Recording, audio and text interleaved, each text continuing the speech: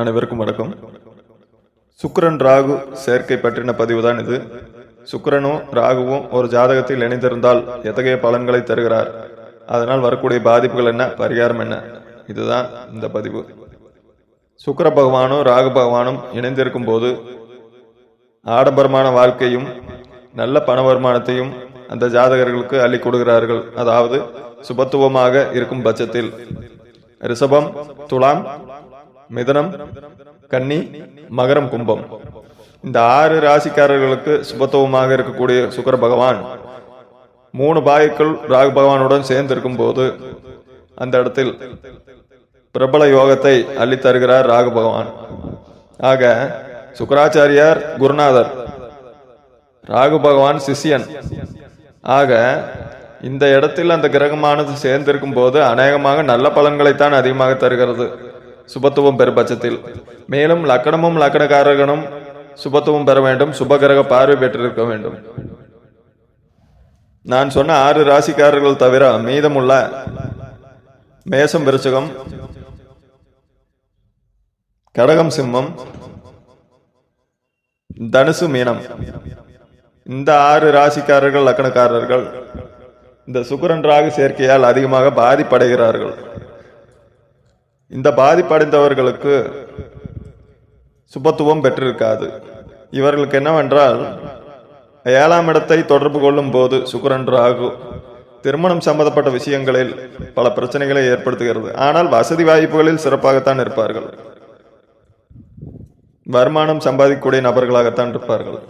வாழ்க்கை துணைக்கு அடிக்கடி உடல் நலத்தில் கோளாறு, அதே போல கணவன் மனைவியிடையே மனசு ஒத்து போவதில்லை.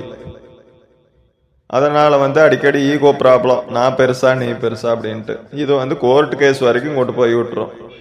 ஸோ இந்த மாதிரி ப்ராப்ளங்களையும் சுக்கிரன் ராகு பகவான் தருகிறார்கள் சேர்ந்திருக்கும் பட்சத்தில்.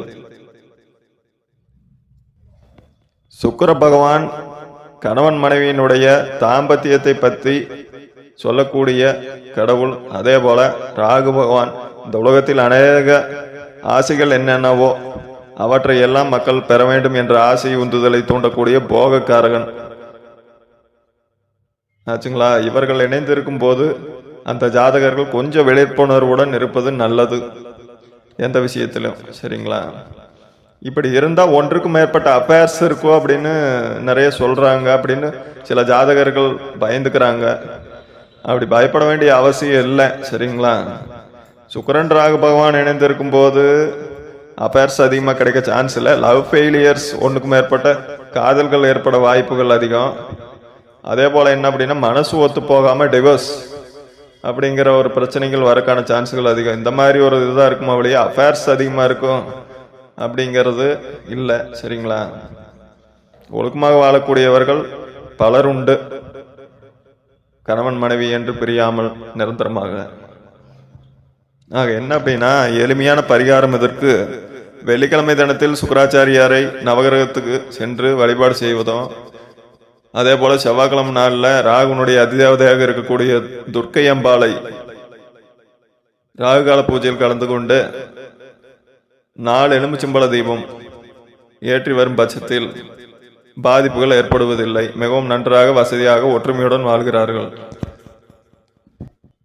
மேலும் இந்த சுக்கிரன் ராகுனுடைய சேர்க்கை திருமணத்தை சொல்லக்கூடிய 7ஆம் இடத்தில் தொடர்பு கொள்ளும் பொழுது இன்டர்காஸ்ட் மேரிடு பீப்புள்ஸாக அநேகம் பேர்கள் இருக்கிறார்கள். அதாவது மதம் மாற்றம், ஜாதி மாற்ற திருமணத்தில் கொண்டு போய் விட்டு விடுகிறது.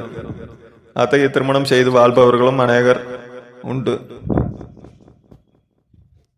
ஆக சுக்கிரன் ராகு சேர்க்கை என்பது மிகப்பெரிய பாதிப்புகளை ஏற்படுத்தாது சுபத்துவம் பெறும் பட்சத்தில்.